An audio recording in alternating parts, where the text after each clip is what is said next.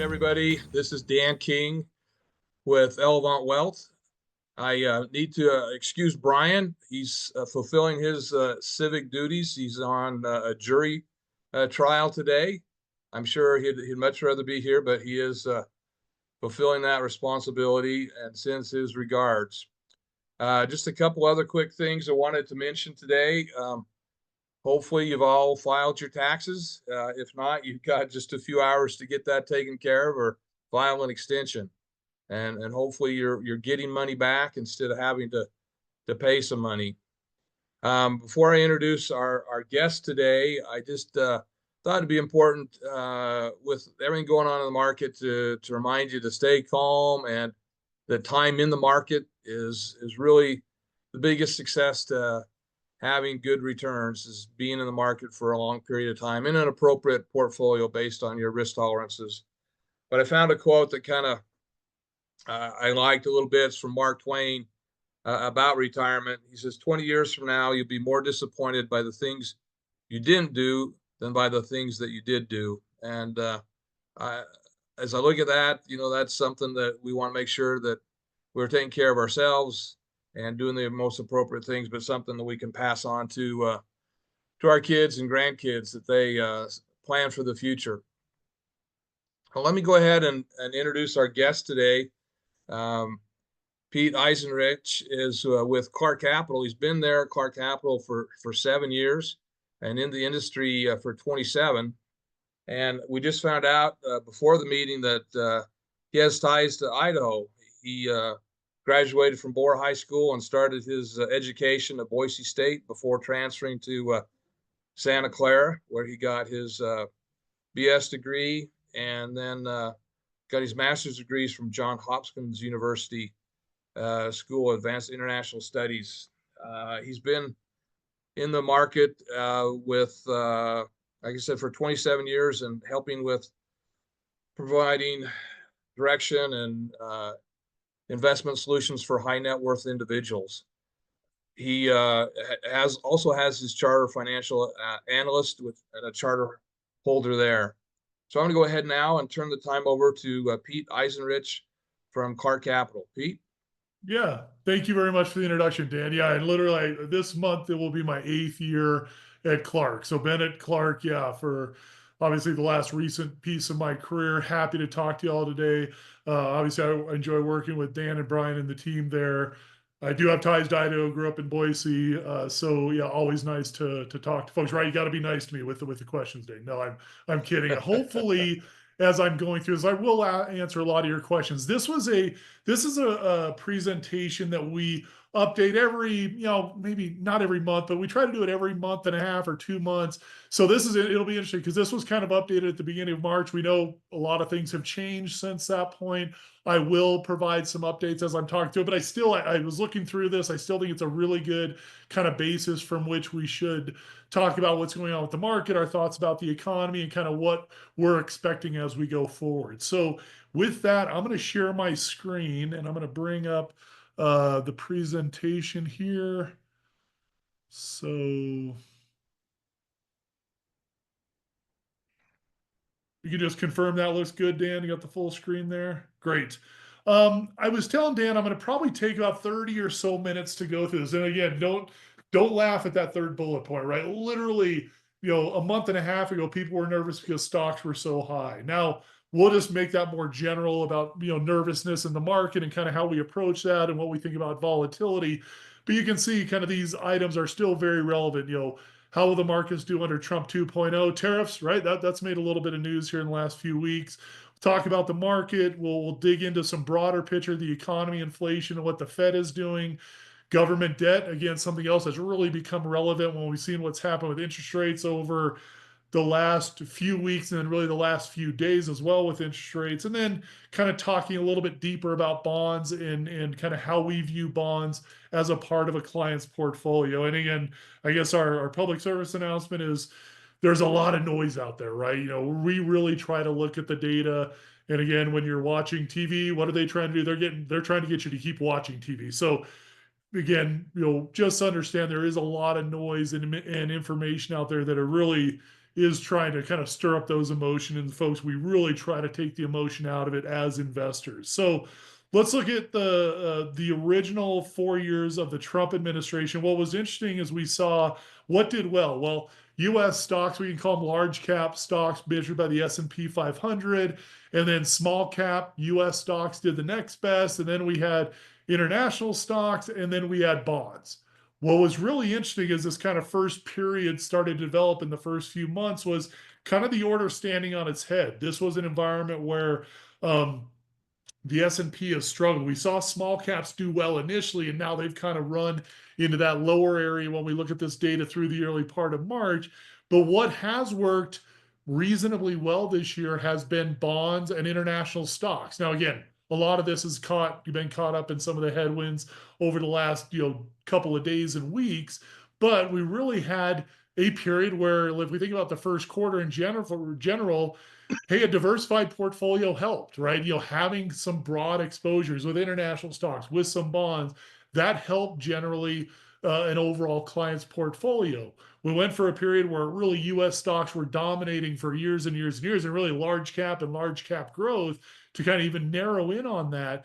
But this was a year that started with kind of a broader portfolio really doing what we wanted to do, right? Some areas did a little bit better, international stocks and bonds, while we did have some weakness on the US side.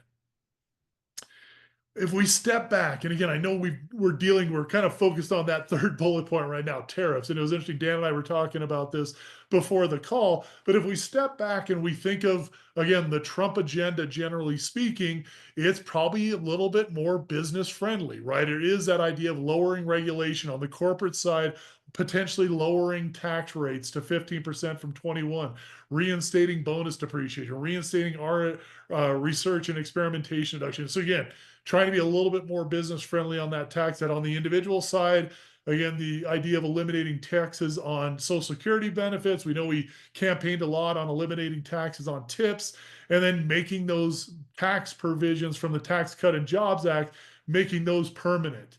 It would, I think, go a long way if the market and people started talking a little bit more about that. And we're just narrowly focused on tariffs right now. And again, for good reason, that has really come to the forefront. But let's not forget some of these other areas of these kind of general policy ideas are likely going to be a little bit more business friendly as we go through the next, 3 years and 9 months or so of this administration.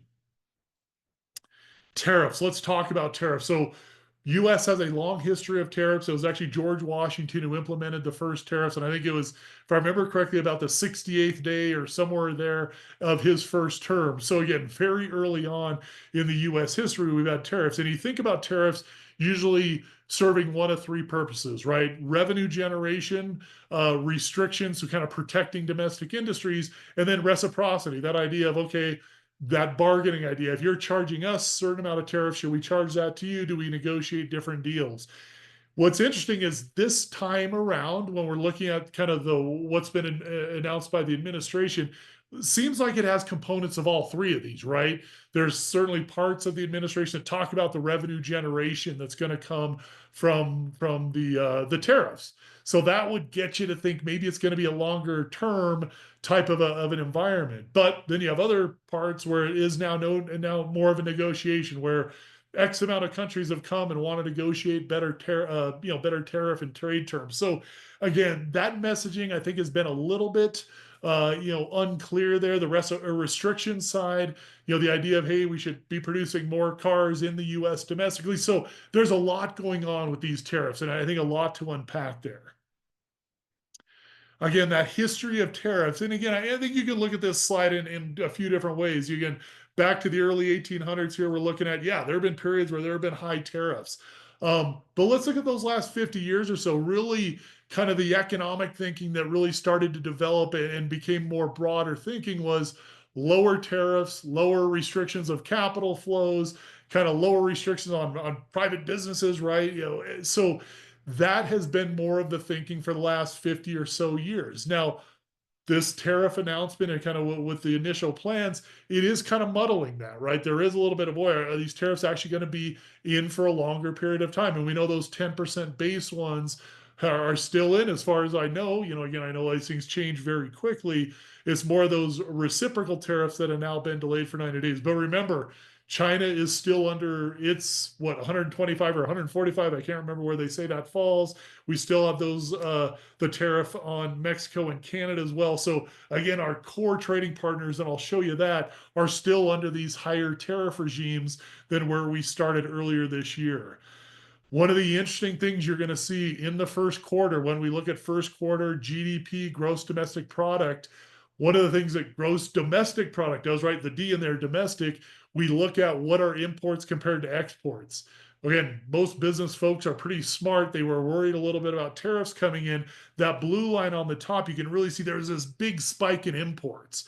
So actually, this goal of reducing the trade deficit, it might really be exacerbated in the first quarter because a lot of businesses brought in a whole bunch of imports before the tariffs kind of came into effect. So what did it do? Well, that green line on the bottom, it really, like I said, exacerbated that trade deficit. And again, we've been in a trade deficit for an extended period of time, but really we see it kind of nosedive lower with this idea that some of those imports are really pulled forward in the first quarter by businesses. This one might surprise you. So it's interesting when we look at the first Trump administration, what line is clearly on top there in 2018, 2019, 2020? The red line, that is China. So China is no longer our biggest importer when we look at those countries and regions. We do have our biggest deficit with China, and I'll show you a slide on that in a second. But again, the EU is now the biggest trading partner, and then we have Mexico, and then China comes in, and then Canada. So again, those names that we continually hear, that's where we're seeing in Japan is the purple line there on the bottom.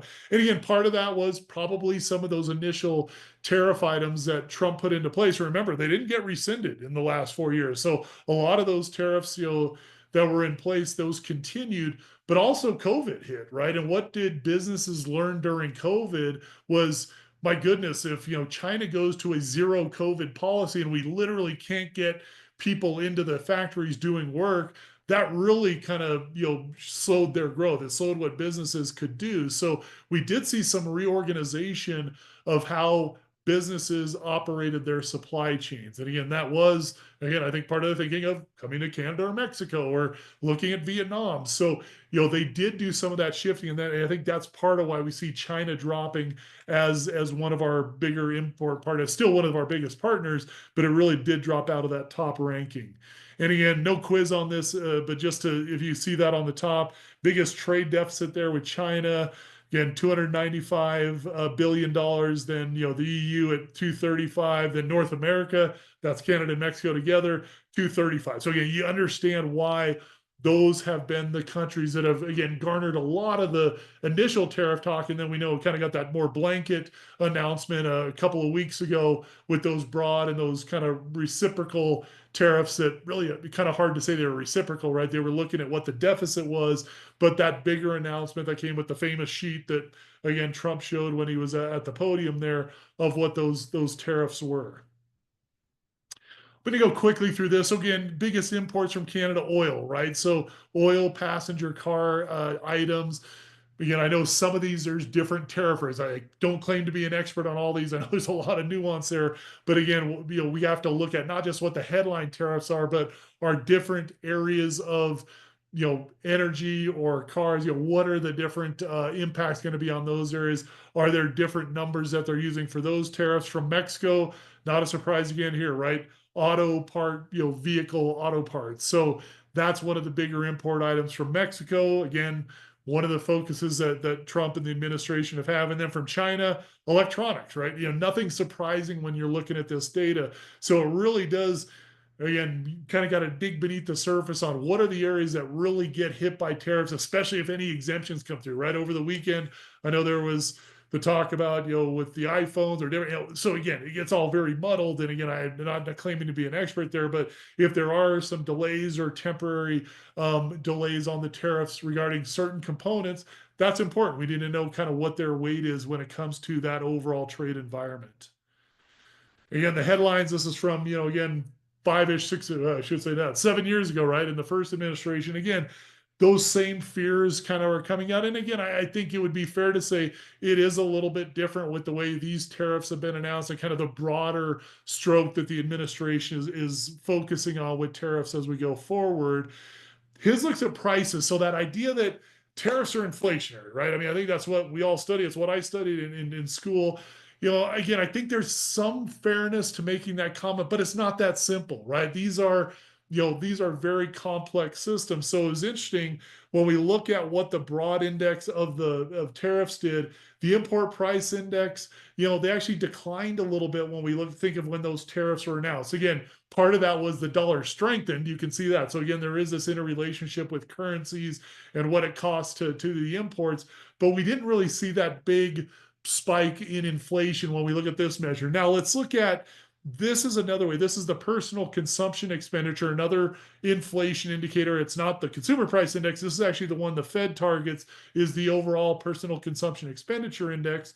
But what happens when we look at those areas that were tariffed? Those prices went up, right? So we see that pretty clearly, that kind of greenish line there.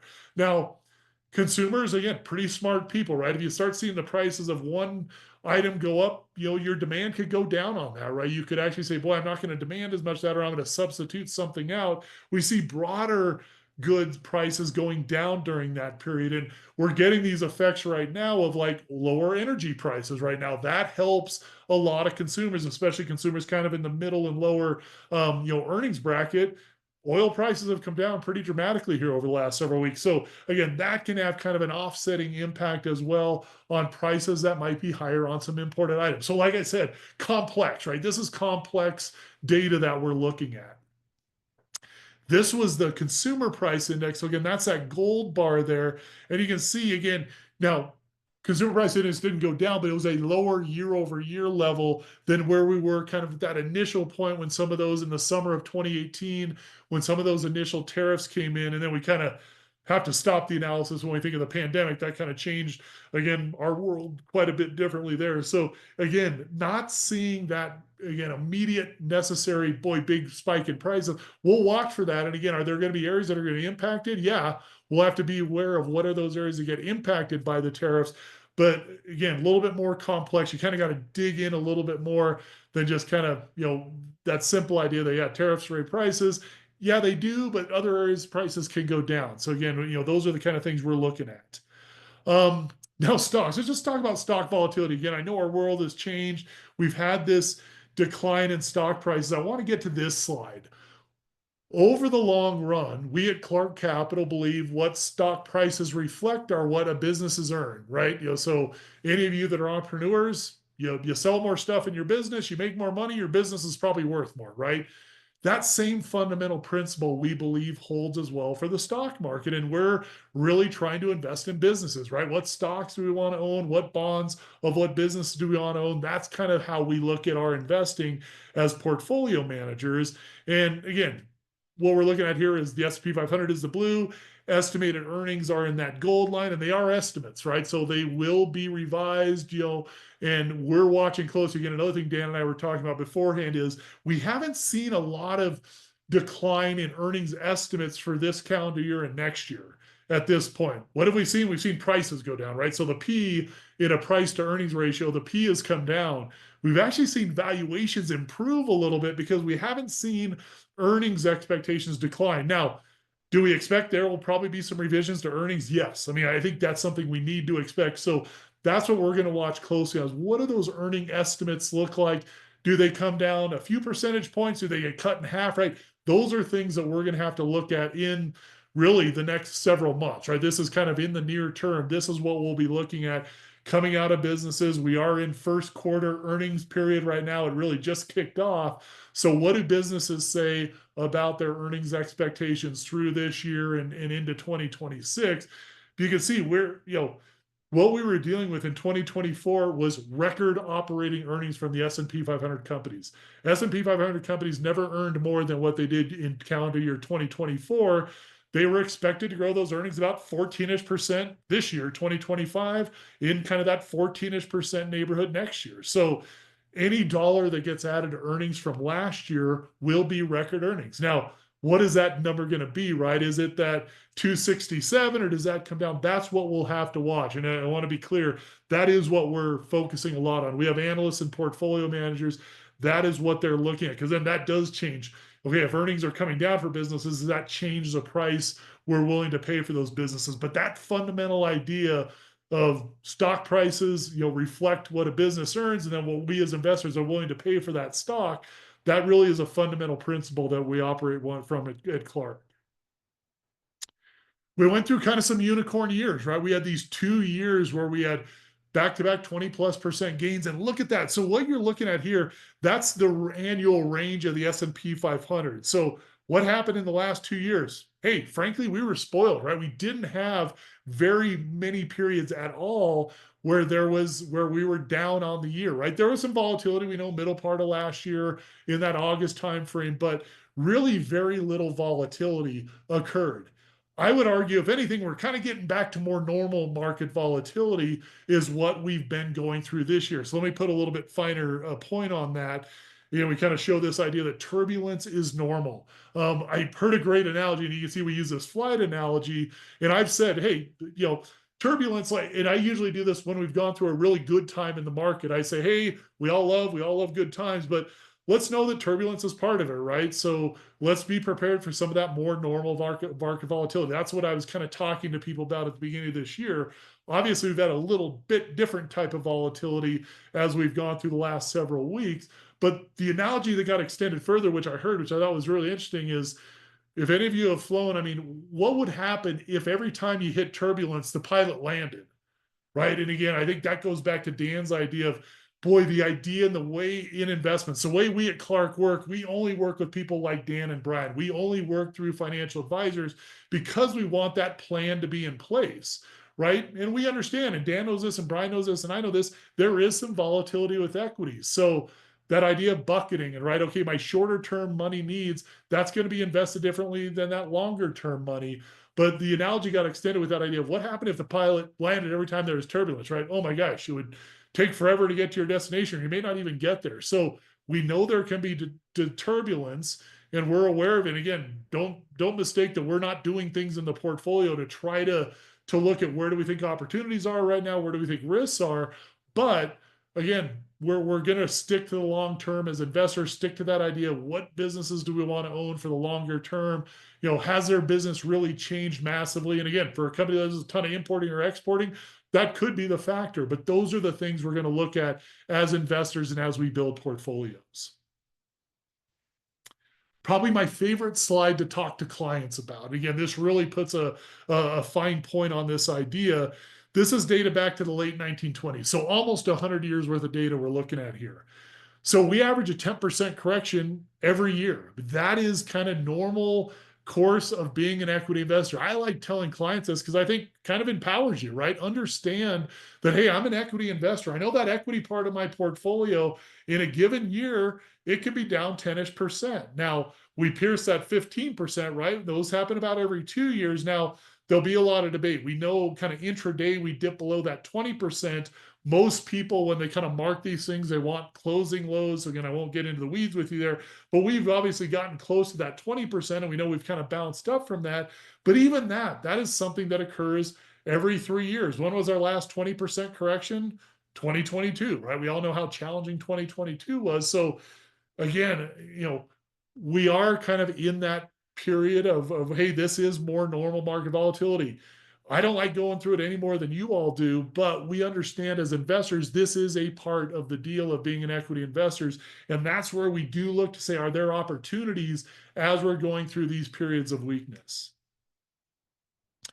And again, just that idea of valuations, again, these are not updated. So these are, as of you can see, early March. We have been in that world where those magnificent seven, those big tech companies had a higher valuation. We know their prices have come down as the general market has. So again, we're seeing a little bit better valuation when we look at kind of the current valuations of the market.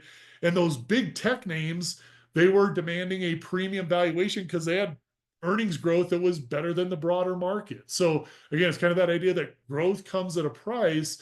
And that's what the market every day is fighting out: is what are businesses worth? What does their growth rate look like? And again, these are things that analysts and portfolio managers continue to look at to see, are these numbers starting to change? What do we need to be looking at as we move forward? But when we were kind of doing this analysis early in the year, when you look at that price to earnings ratio based on growth, this is something we call the PEG ratio, really was kind of in line with, you can see the last, what is that, 30-ish years of where we've seen that PEG ratio. So again, the valuations, we'd been saying we were kind of fair, right? We weren't saying the market was cheap, but with the earnings growth, we were also saying, but we understand where the valuations are right now based on that earnings expectation as well. So that's, again, I keep coming back to that, right? That's something we're going to be looking at very closely as we move forward. The bull market, again, now obviously we've had this pretty sizable correction here, right? This 15 to 20% correction, but bull markets tend to, and we go through volatility even in bull markets, we always kind of say they don't tend to die of old age, right? Something has to happen. Now, again, are we going through that? Yet to be determined. But if we look at the length of this bull market, we're kind of in that third year of this bull market. And, most bull markets on average about 4 years. Yeah, if you throw out that 2009, which obviously is a really extended bull market, then you're kind of that upper 3-year type of a time frame. But again, still within this area that we operate today. So again, the length of this bull market after those 2 really good years, 2023 and 2024, that didn't necessarily concern us coming into the new year. We were saying, let's be ready for a little bit more volatility. And boy, did we get that, right? And again, just that idea of the signs of a bull market on its last legs, excessive valuation. Again, not really seeing that right now. You hear a lot of debate about valuations, but again, the way we look at it, again, we would say with those earnings growth expectations, something we're going to be keeping a close eye on. We can understand what valuations were. Speculation, there's a lot of bearishness sentiment in the market right now. And then that leverage element, that's something you can sometimes see as those last signs of a bull market. Okay, let's talk about a little bigger picture items here. So, we are a consumer driven economy. So once again, I talked about stocks and the relationship to earnings. The US economy is really driven by consumer spending. You can see we're roughly a $30 trillion economy, and about, what is that, 20 plus trillion is consumer spending. So that is what we look at. That has a relationship to what's going on with the job market. We're still at 4.2% unemployment right now. Yeah, no, these numbers start to change. They might. Are businesses potentially slowing up hiring activity because there's some uncertainty out there? That might be happening. So those are going to be the data points we look at when it comes to the economy as we move forward. And here's just that idea of, where non-farm payrolls, again, still adding. It was actually a surprise higher non-farm payroll number the last monthly reading we got. We know unemployment is bumped up to about 4.2, but again, I think most people would say that's still a pretty strong job market when we think of 4.2% unemployment overall. We're not seeing kind of big layoffs right now. Again, that's something we'll keep a close eye on. Yes, we know what's going on with the government side. We'll talk about that in just a second. But we'll see, do hiring plans start to slow, right? It wouldn't be surprising if bigger hiring plans start to slow. And again, do we see some layoffs, kind of those big bulk layoffs start to appear more?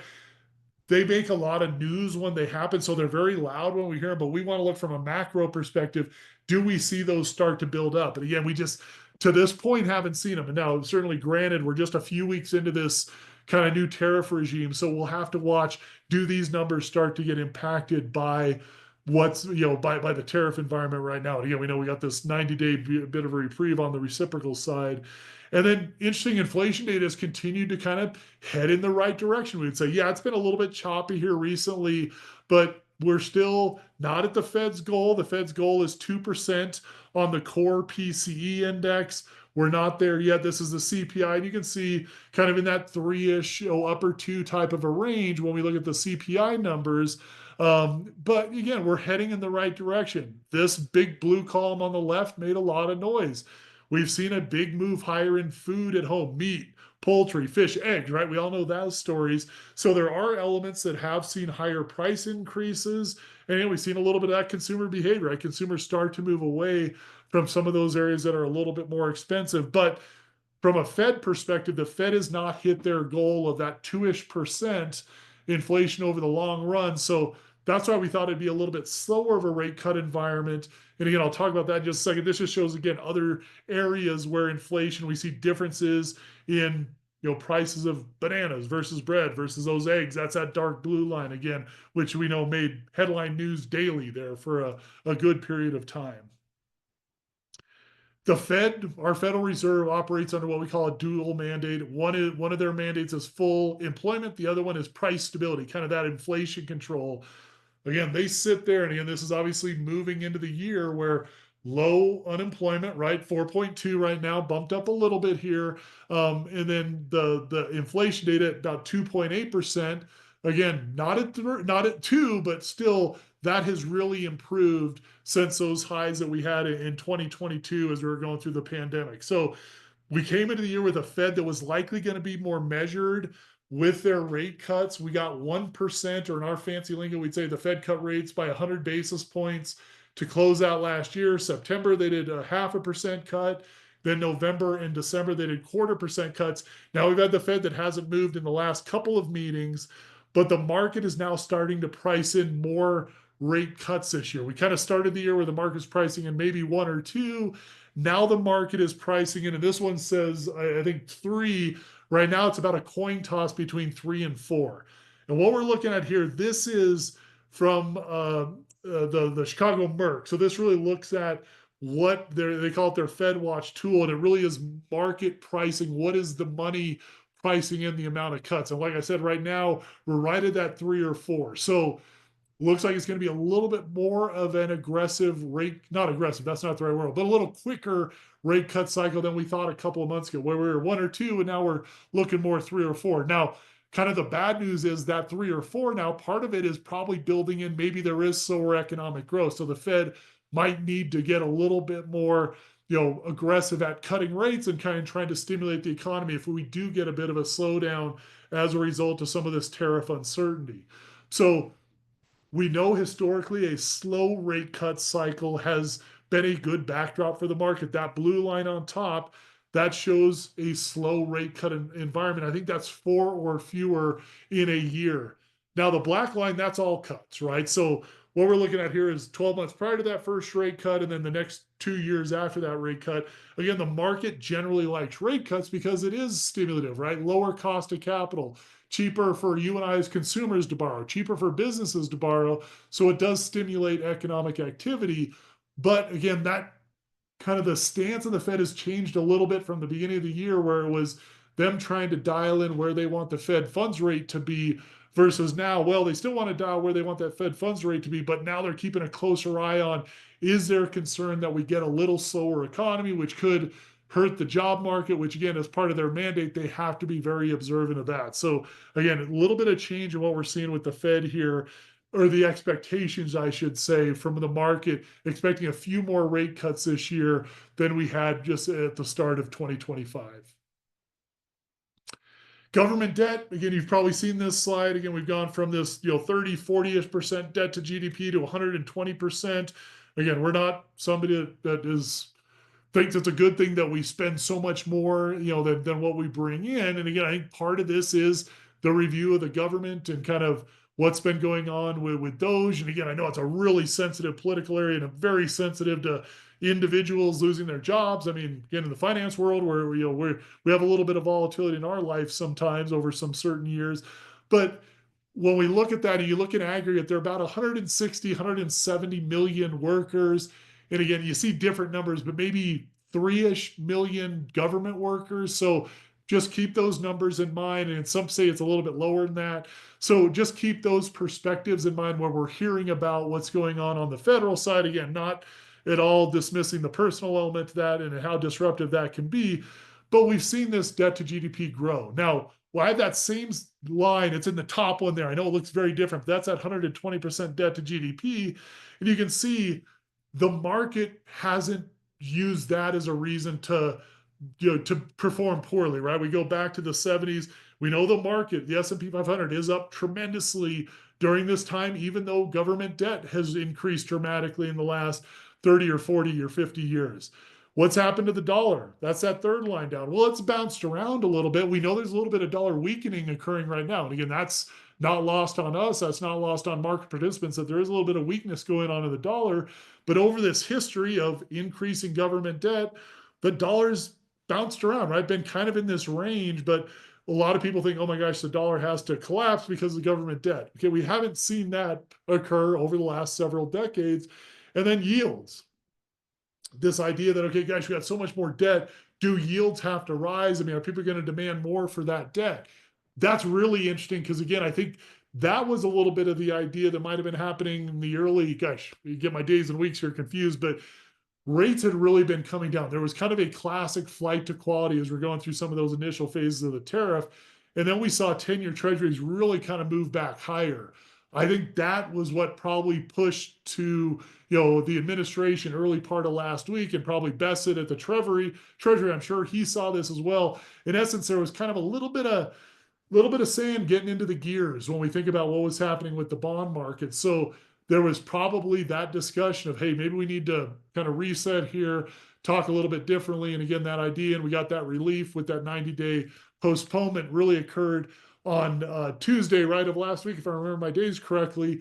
But that is when we really just recently started to see some struggles in the bond side. So something, again, we're paying very close attention to and watching what are going on with yields, but that is something that developed, again, kind of, we would say credit had held in there during a lot of this year. That started, we saw that weaken up, over the last, again, few days. And I think that was what kind of got this prompting of one of the reasons why we got a little bit of this extension with the tariffs, those reciprocal ones for 90 days. So bonds, my final topic here. Boy, we've had a lot of changes in interest rates. Bonds have been really volatile over the last couple of years. Like I said, the first quarter was kind of, hey, bonds doing what bonds do, right? There's a little bit of weakness in the stock market. Bonds were holding in, they were doing well. Rates were coming down, kind of that what we tend to see, or what we tend to want to see in the portfolio. Now we've had period. Now there are parts of the yield curve that are back inverted. So again, this is getting a little bit, with all this volatility, these rates are moving around. But again, a very different world if we look at March of this year compared to where we were with this really inverted yield curve from a couple of years ago. And the one thing we know about bonds is we understand when we have a bond, what the cash flow is from the bond, right? What those coupon payments that issuer is going to pay us. And then we know what that last cash flow is when that bond matures. Now, let me be clear, in this scenario, we have to say the bond doesn't default, right? So let's put that out there. So if a bond doesn't default, we know what the cash flows are, we know what that bond matures at. Really is a very different kind of way to invest or think about investing compared to stocks. And we always kind of say, we think the main reason you own bonds are to help offset some of the equity market volatility. They did a pretty good job of that in the first quarter. Now, I know there's been a little bit of spat of volatility here in the last couple of weeks, but the other reason is for those cash flows, right? People that need fixed income, we understand that when we own bonds as well. So again, bonds have been really challenged as we've had rates move higher, and starting in 2022 and part of 2023. Again, pretty volatile last couple of years. But really, when we boil it down, this is a bond, and this is what we think about with bonds. And yeah, bonds are different, right? Not all bonds are the same. Some are very sensitive to interest rate movements, like 30-year US Treasuries. That's that big, when rates rise by 1%, you see that down 20ish. When they go down by 1%, you see up 20, right? Very hinged to what's going on with with interest rate movements, where some bonds are more tied to what is the issuer, right? What is that company that's issued it, or what is that municipality that's issued it? Now, yeah, there's going to be sensitivity to interest rates even in those areas, but again, there's different degrees on that sensitivity. So as I said, we know there's a lot of news out there, a lot of noise out there.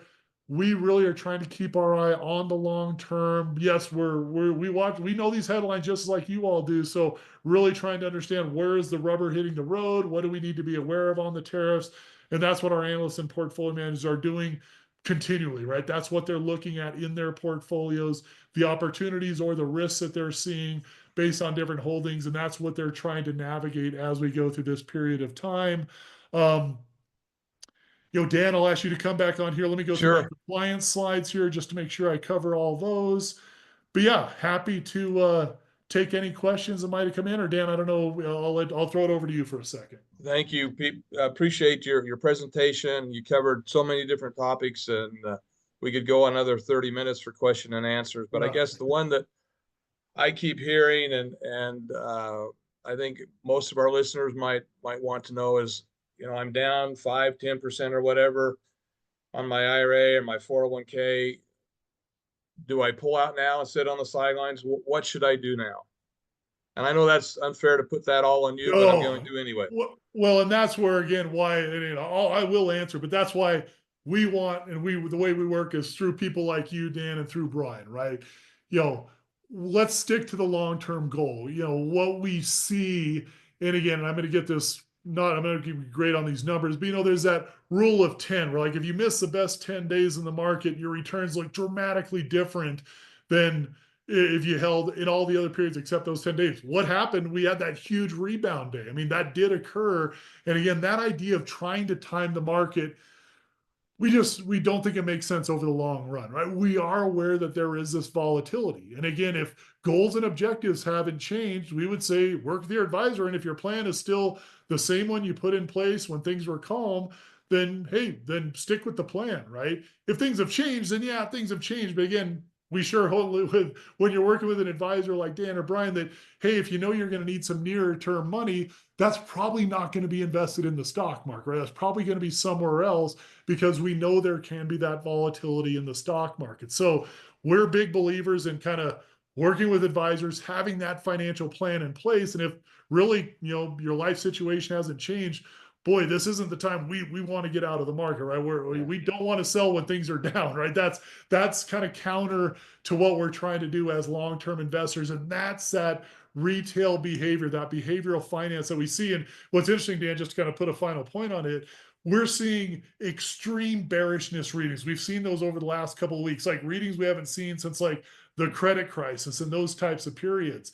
When we go through these extreme kind of bearish readings, which in essence means, boy, it really feels bad to own stocks, those often are what we see as we're going through bottoming periods. Now, trying to call a bottom, again, is kind of a fool's errand, and that's not what we're trying to do, but we are seeing some of those indications that we tend to see as the market is going through a bottoming process. Doesn't mean we might not have more weakness that comes into this market as we're kind of going through this very sensitive news by news, tweet by tweet environment. But again, we keep our eye on that long-term goal. That's what we want to look at as investors. And so, yeah, again, I would ultimately say that's up to Dan and Brian to talk to you about. But boy, that's not instinctually, getting out when things are down. That's not what we're trying to do. We're trying to do the Warren Buffett idea of be greedy when others are fearful, right? And fearful when others are greedy. Right now, there's a lot of fear. So this can present some good opportunities. Great. Thanks so much, Pete. Appreciate that answer. And again, how it does express how important it is to have a plan, to stick with that plan. And a lot of times that's going to include having different types of investments set aside for different times in your life that you're going to need that. Let me just quickly gear up for our Elevánt Insights for May. And I want to share a quick story. I just read it this morning. Apparently there was an earthquake in, I believe it was in San Diego, and I saw several pictures of I think it was 5 elephants, and the teenager elephant, this youngest one there, these 5 elephants surrounded that elephant with their, facing outward. And they did that for about 4 minutes. And they called that the risk circle or something. And I guess the reason I brought that up and why it was so important is next month, we're focusing on cyber threats, recognizing risk and strengthening your online security. And I would just encourage those of you that can participate and watch that it's important that you know what your risks are, particularly in the cybersecurity area. That's going to be on May 15th at 12 o'clock. We're focusing on trying to find the most up-to-date things that'll help you. Brian and I have recently just had several clients that have had some challenges with this, and it's really crucial that you know what to watch for and that you can help each other. So again, we want each of you to know how much we appreciate your trust in us as your financial advisors, and we're going to continue to do everything that we can to provide you with the information that you need to be successful in your future financial goals. with that, again, thank you, and we'll see you in May. Thanks again, Pete. Thank you. Thank you, Dan. I started in this business in the fall of 1994. And so we go back to this time 30 years ago, approximately January of 1995. The Dow Jones was at 3,800. S&P was at 459. We've had days where we've lost that many points on the Dow or on the S&P. And as we go forward from 2019-95, we've had all sorts of reasons why we should have just crawled back into a hole and not been invested. In 1995, we had the Oklahoma City bombings, budget crises in 96. Y2K was all over everybody's minds in 1999. Of course, we had the dot-com bubble burst in 2000, September 11th with 2001. List goes on and on. Each year, there's been some reason why we should not have invested. In 2016, the issue was Brexit and some new guy called President Trump. That was a big concern for everybody back in 2016.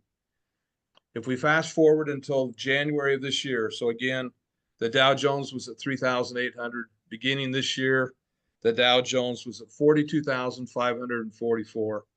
The point I just want to make is no matter what's going on in the marketplace, we have growth and the market continues to move forward. And so as we look at things, we're always going to be focused on your particular situation and making sure that what we're doing is appropriate for you, but also keep in mind that we get a lot of interaction from markets that are only temporary and emotional.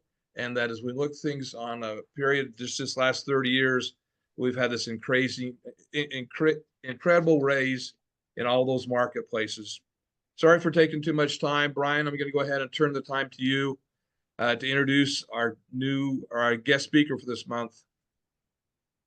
Yeah, you bet. Thanks. Is this the thing you were trying to share, Dan?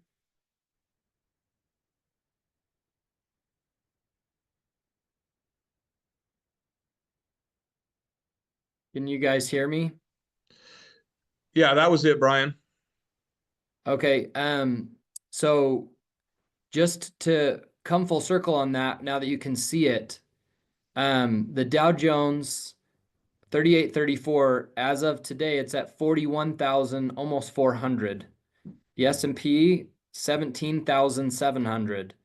The S&P, or sorry, that's NASDAQ, and then the S&P is at 5,600. So, so like Dan said, lots of reasons not to invest in that time period, but over time, it certainly has been wildly profitable. Let me stop sharing here. All right, so I'm going to introduce our guest today. And this is an opportunity for me to introduce a guest that it comes from more of a personal connection in my life, which is super fun. So Lance and I have known each other since 19, 20, 21 years old. We had some formative experiences up in Canada together where we had the opportunity to serve a mission for our church. And we were doing that together. And I'll tell you, Lance was just as inspirational back in that time as he is today. And he has quite the story of, coming back into the rat race of corporate America and really seeking for what his passion is and making a major life change into the things that he cares the most about and trying to make a difference in this world. And I'm sure he'll tell you a little bit of that story. But the reason why we wanted to bring Lance on our webinar today is we all know that wealth is not wealth without our health, right? Case in point, if I gave you $20 million today, but you had to die tomorrow, would you take it? Would it be worth it? We all know the answer to that, right? Would you trade places with Warren Buffett today? No. Would he change places with you? Yes, right? What we have is time. And that is the most valuable asset that all of us own because we can use our time intentionally to improve ourselves, to heal old wounds, and relationships, to expand relationships or meet new people or develop new hobbies, spend more time with family. That our time is what allows us to do that. And our health is what gives us our time in a lot of senses, outside of crazy accidents and whatnot. I have actually taken a huge interest in the last month or two in leaning into my own personal health and trying to make an intentional focus on being who and what I want to be, not just from a business perspective or being a father or a husband, but also from a health perspective, to show up for myself in those spaces. And so Lance and I have been spending a lot of time together, texting and over the phone and on webinars, as he's helping me in my fitness journey, to be more intentional about my day to day. So Lance, I'm skipping over your fancy credentials. You can talk about that, but we just really appreciate you being here and the life-changing work that you do. And so we'll turn a little time over to Lance, and he's going to jump into his presentation. Feel free to share your screen, and thanks for being with us. Brian and Dan, thank you so much. It is an absolute pleasure to present this topic today, because it does have a tremendous value in the one thing that we all share in common, which is the most important thing to us, and that is our families and our relationships.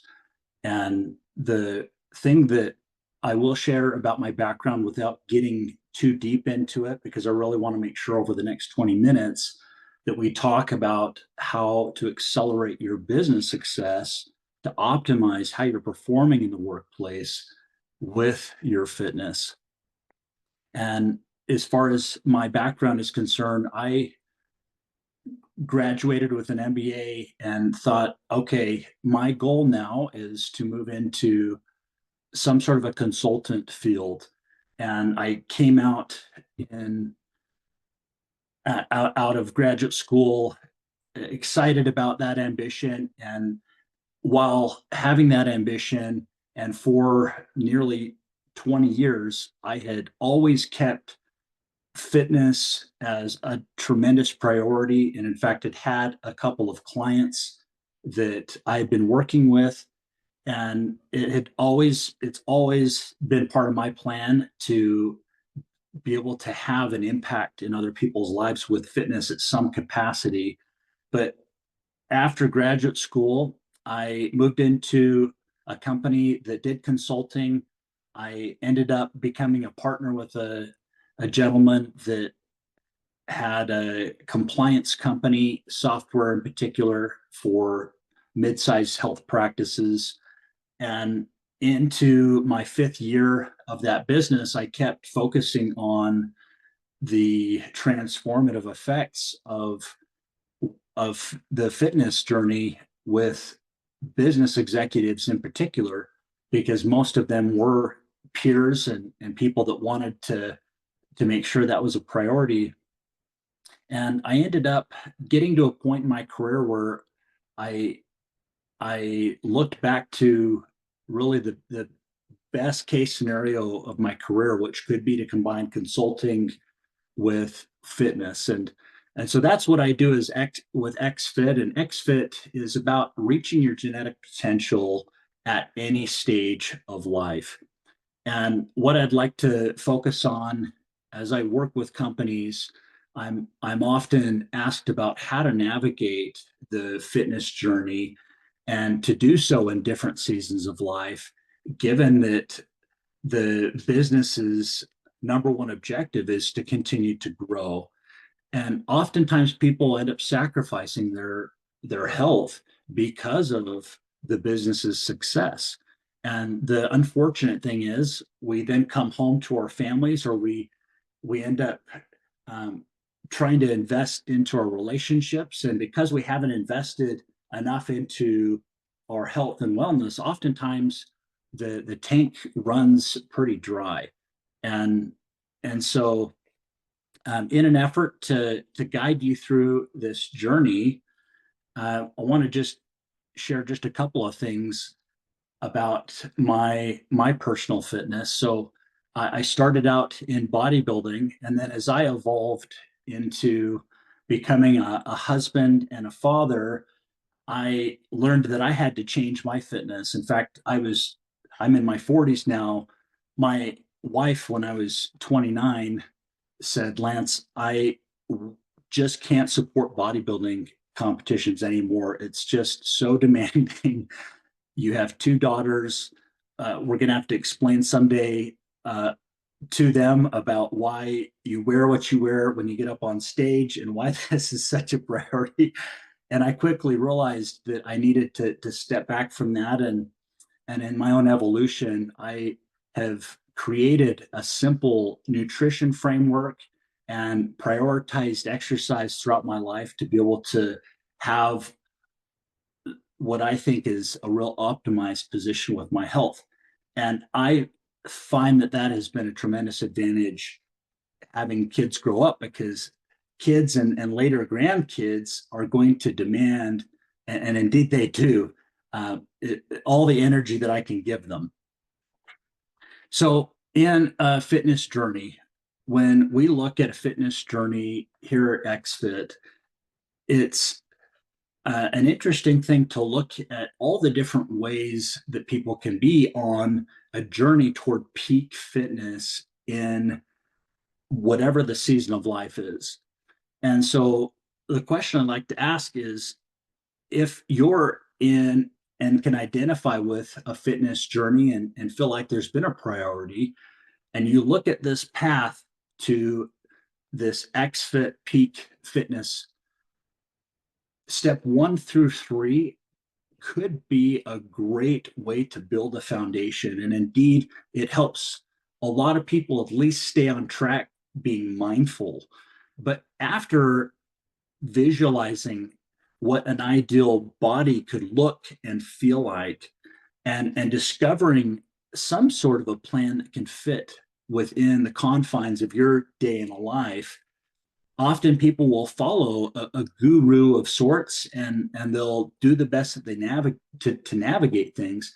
But the reality is there's just a lot of confusion with fad diets and with sometimes the limits of what you can actually do with your body.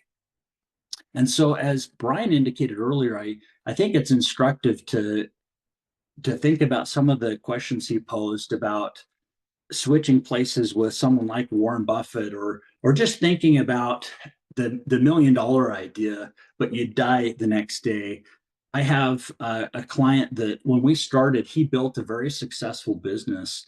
And before we met, he mentioned that he had been out of the business for a couple of years due to the lack of being able to perform with the type of energy that needed to support his role in the business. And in fact, he began to get real chronic fatigue that would set in after lunch, and he was basically just not a functioning executive. And so he ended up selling his business to his sons, and then thought, well, okay, I'm going to move into this retirement phase. This is going to be weird. How will I adapt? Well, how he adapted to the pain that kept evolving into his body because of the weight gain and the chronic pain is he would sleep most of the day. And so his wife was suffering, and their grandkids were suffering from not only the pain when he was awake, but the pain of just not having a husband, a father, and a grandfather that was really present. And so the more we invest in our fitness, the more we are able to invest in our relationships. And so as you look at this journey, consider that what could motivate you could be to look at the step 4. Okay, let's set a fitness goal in 2025 that can be something that gets us a little uncomfortable. I talked to a man that said for him, he had to do something that was very disruptive in terms of creating this proverbial misogi, which is a term in Japanese that suggests becoming becoming one's best self because of the effort of transcending above wherever your state of being is. And so in that culture, some of the Japanese will go into waterfalls and they let this waterfall hit their back, and they find a waterfall that is, I mean, of course they're cold, but that is away from everything, so that they can meditate upon life and the experience that they're going through in life, and think about removing their their sensation of I guess you could call it pain or discomfort from the waterfall, and start becoming more present in what their body can do. And anyway, there's more. There's a book called The Comfort Crisis that I'd encourage anybody to read or listen to that can get through, that can talk through more of it. But when you're looking at setting a goal, this individual I was talking to said that he felt like he really needed to do something a little disruptive because he'd never done anything really disruptive. And so he decided that he would ride a bike across America. And I remember when he first said that, I just thought, absolutely, that is insane. And I put myself in a position to think, what would my wife Linda say if I was going to ride a bike across America? It would probably not be a favorable conversation. But for him and in his season of life and his profession, he was able to find a way to do that. And he did make it. And I won't talk to you necessarily about the takeaways, except for him. He said that experience, that journey that he took, was transformative mentally, physically, socially, spiritually. I mean, every aspect of life was changed for him. Wherever you're at, I'd encourage you to look at step 5, which is to look at maybe something that could be a next gear for you in your fitness. And you may consider learning about, let's say it's a 5K race. You may consider adopting maybe a schedule of a 5-day race that somebody has done, and then adapting that into your lifestyle. And that's the same with nutrition. If you hear about something like the Mediterranean diet, the ketogenic diet, the macro-based diet, there are a lot of fads out there. It may be that you consider giving that a try, adopting it, and then finding a way to adapt it based on your busy workload. And then there's always a group setting, and we found great success as we work with corporations. We often find that some of the best success comes when the corporation works together toward simple goals like walking, or imagine just having a goal to drink a certain amount as a group, and keeping each other accountable because of the impact of walking and water. And I'll get into some strategy around that in just a second. But what may get you going is booking a trip somewhere, or signing up for a fitness challenge, or even finding a way initially just to support someone else in their journey. As you move through a fitness journey, it's important to remember that results can be seen almost immediately. As you look in the top left, improved energy and boosted confidence. This is something I see almost instantly, especially when people do things as simple as just walking or drinking water. And that boosted confidence translates into so many other areas of life. Underneath that actually is where I probably should have started with day 1, but you have so many things that compound on each other. And just like we look at the market and we look for compounded interest, with every decision comes a compound effect, often internally, and then it scales over time. So measures of success, if this isn't something that's already on your mind, anytime people start a journey, there's this proverbial saboteur that often comes in.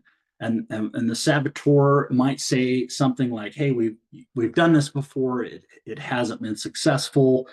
Hey, you've got knee pain, I mean, there's all these reasons why the saboteur would want to stop us from getting out of our comfort zones. But I'd submit to you that if we look at a measure of success, maybe a little bit more than just the idea of getting this rock hard body, or running a 5K and getting the top place in whatever your age group is, maybe take a look at some of the things that I've highlighted, which is, hey, maybe you want to just look at when you go out and you eat at restaurants, maybe you have a little bit more of a structure around how you eat, or where you eat. Maybe you've picked a couple of places that are the 2 or 3 places that if you eat there, you're not going to overeat, or it's going to provide a higher quality score of nutrition. It may be disease rates. Maybe there's something in your family history that has been concerning, and maybe now it's creeping in. And so there's a lot here: posture improvement, being able to stay awake after your meals, reducing inflammation, confidence when you look at yourself in the mirror. And so being consistent then is certainly measuring your why, and finding a way then to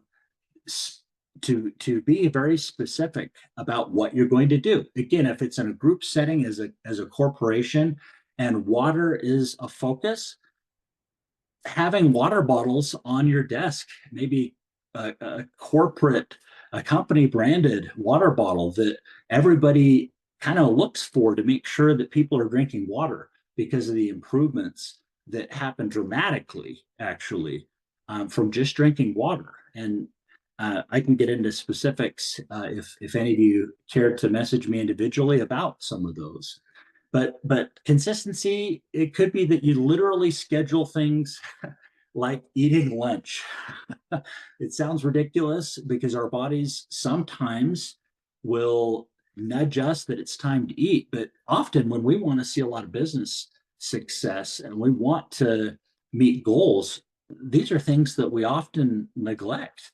And so if a calendar notification is what you need to do, you'd be amazed how often that is one of the very first things. Also, finding a fitness partner, somebody that is someone that has a very similar outlook on what fitness might look like. Fitness is such a cultural thing. In our home, it is cultural. In so many businesses that I talk to, it has become more cultural, and it starts from the top down. And Brian is setting a remarkable example, especially because there have been some areas that, as we began to talk, that there were some blind spots. And so creating more awareness is a big part of why we're talking about this. There may be a fitness challenge that helps everybody.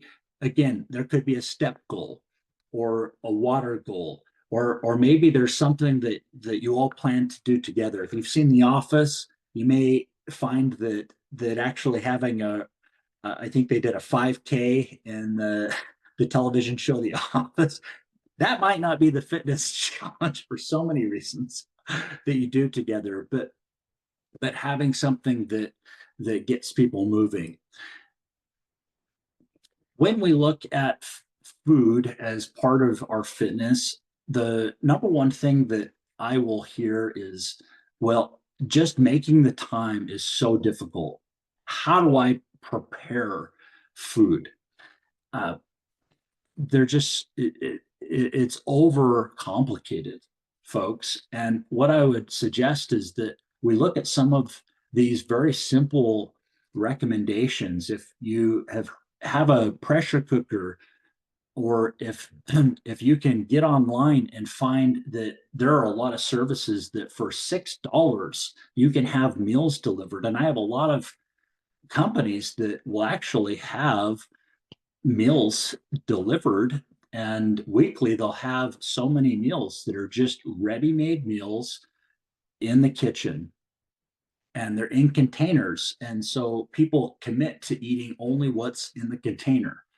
If you're out at a restaurant or at a networking event and you don't feel like you have as much control, you may consider setting parameters like, okay, I'm going to eat half and then I'm going to save half and I'm going to take that second half home.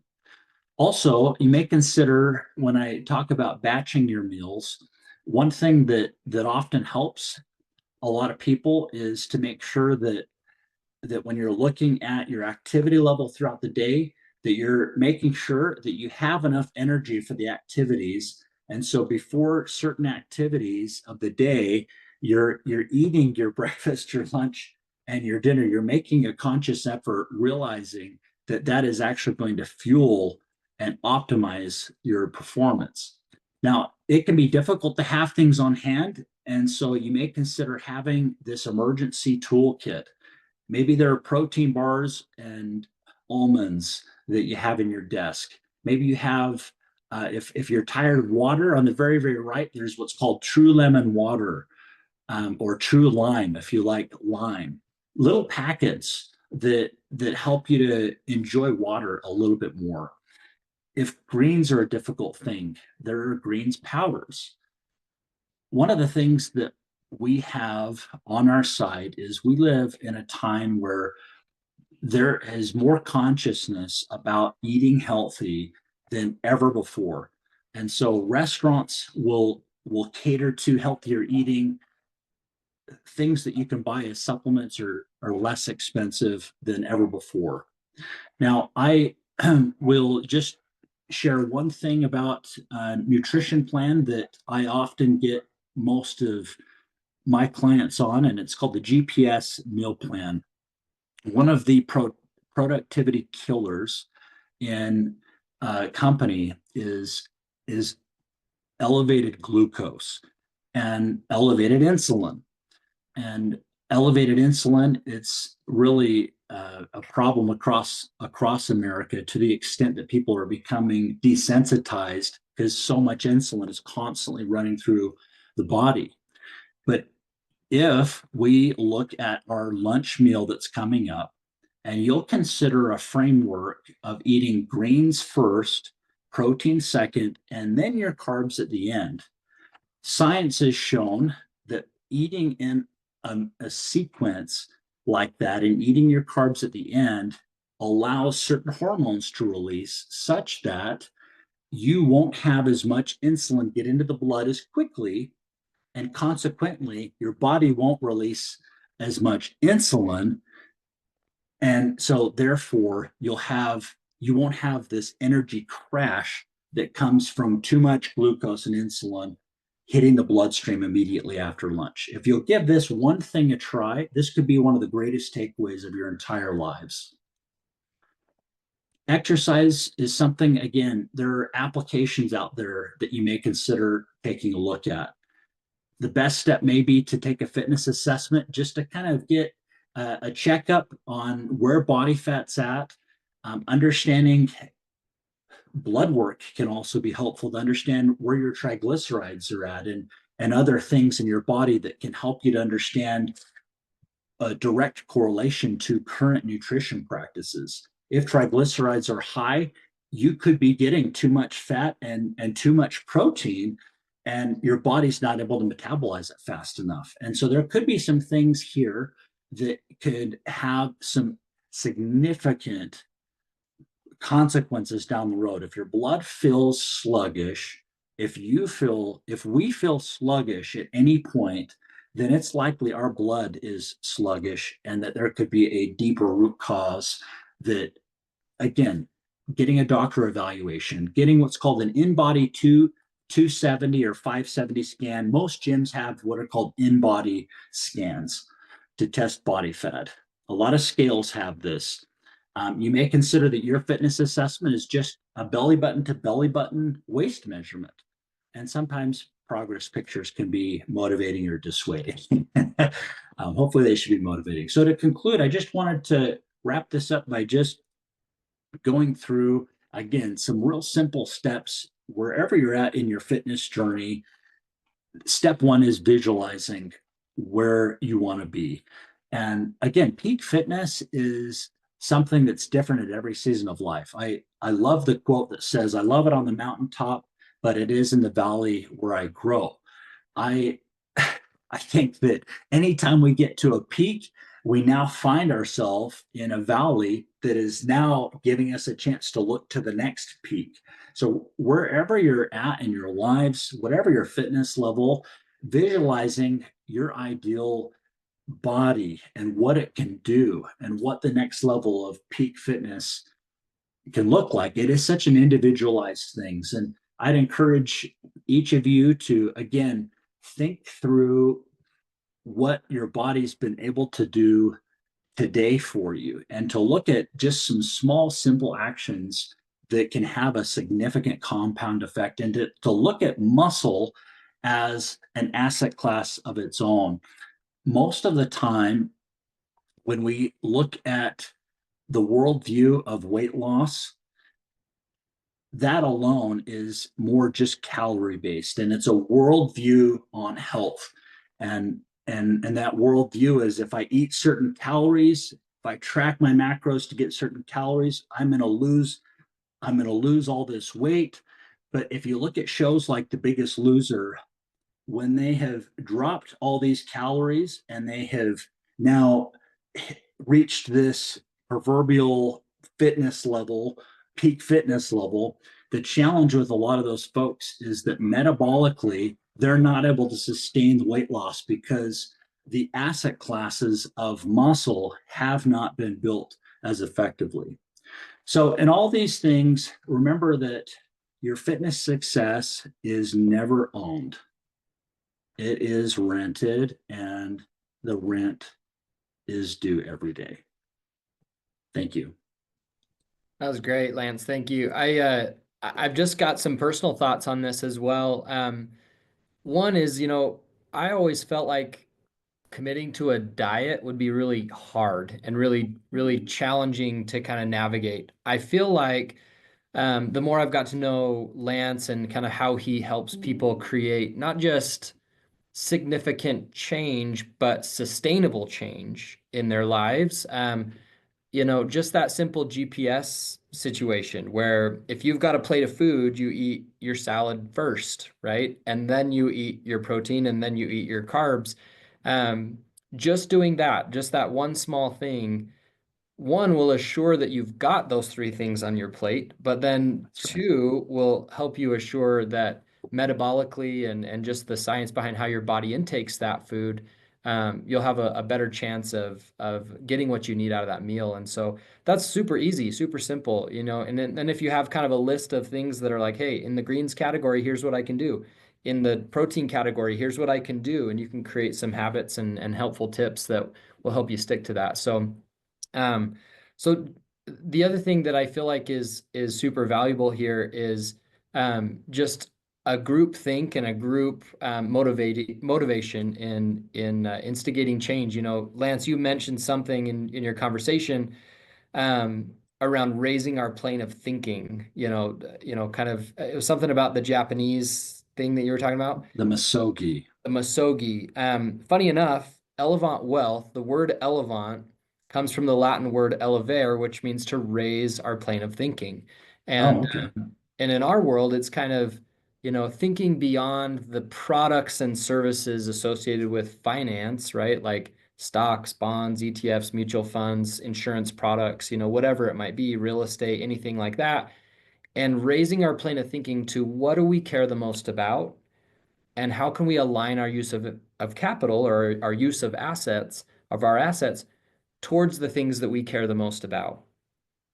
And I think when we consider our fitness and our own physical assets, that we can do the same thing. If we want to travel a lot in our lives, especially in our retirement lives, if we're wanting to wrestle around with our grandkids on the ground, if we're wanting to take them to a beach and actually participate in what those kids are doing on the beach rather than just sitting there watching them, considering what do you care the most about and what is the legacy or impact that you want to leave, and aligning your use of your physical assets the same as you would your financial assets with those things, the things that you care the most about. And that rent concept is great. Rent comes due every day. towards the goals that we want to accomplish. And so, so I appreciate your time, Lance, and the Absolutely. motivation you've given me personally to just be a little better, and everybody on the call. So, That's very cool, guys. I certainly appreciate those comments, and as I approach this concept of financial planning and helping people, one of the things we always kind of focus in on are what are the risks. And you know, we focus a lot on those financial risks, and I think from today we've learned the fact that without looking at the risk of not having our health, we're going to be missing out. And that, as Brian mentioned at the beginning, without our health, the wealth really doesn't matter. And so I guess our encouragement to each of you is to make sure that that risk in your life, that you're paying attention to it, using some of the things that Lance has pointed out, that you know, maybe that means you need to reset some goals, or that you need to get a group or set some things that you want to accomplish in life. But take it serious. We'll help you out along the way, and making sure that you're setting goals that are appropriate, and also make sure that we're meeting those goals from the wealth standpoint so that you can enjoy the things that you want. But again, Lance, thank you so much. You know, we truly appreciate it. And to all of our customers out there, clients rather, we appreciate your trust and the confidence that you place in us. And as we transition into spring, we hope for, you know, an improvement in both in the markets and in the weather, and hopefully in your health continues. Next month, Elevánt Insights will take place on April 15th. Our guest will be Pete Eisenrich from Car Capital, who will help you know, give us an insight as to what's going on in the markets. We'll have a first quarter behind us. And again, thank you very much, and we'll see you next month on Elevánt Insights. real quick, Dan, I wanted to give Lance a quick shout out. If you guys want to reach out to Lance, you can either call me, I can give you his info, or just xfitcoaching.com. And like he had mentioned, if you have any questions or want him to follow up on any of the benefits of his GPS program with greens, proteins, and carbs, or the water conversation, you know, just anything from this call, I'm sure he'd be happy to chat with you. So thanks again, Lance, for your time, and we'll see everybody later.